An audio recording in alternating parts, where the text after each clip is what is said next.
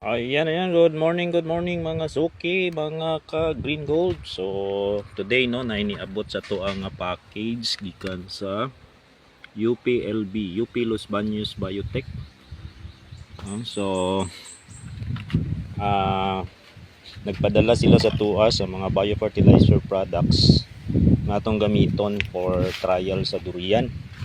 So, if you can remember, na ako isa ka vlog no nga gi-feature nako ang biofertilizer products sa UP Los Baños.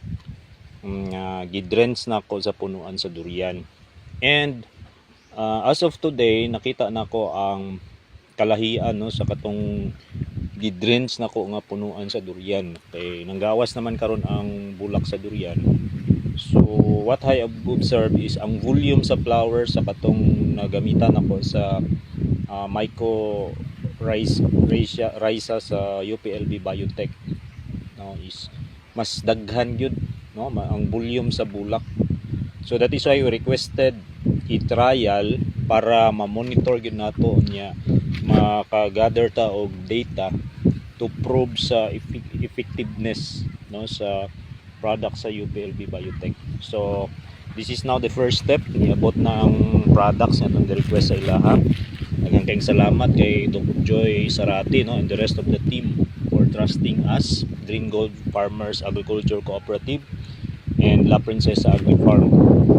So karon is ato ning i-unbox mga suki no, mga ka-Green Gold. So tabangi ko ninyo atong tan-awon ang niabot na to nga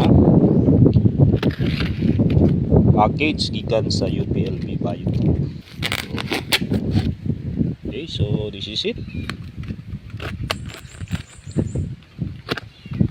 Let's see. Unboxing no, gitawag unboxing no. Ayan. Wow. Ayan.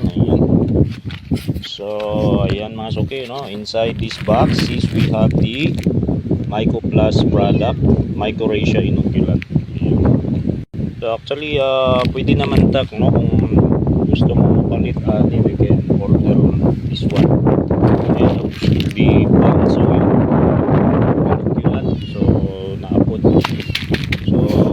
ubay ni siya. This is good for 1 year trial na to so that we can observe the effect.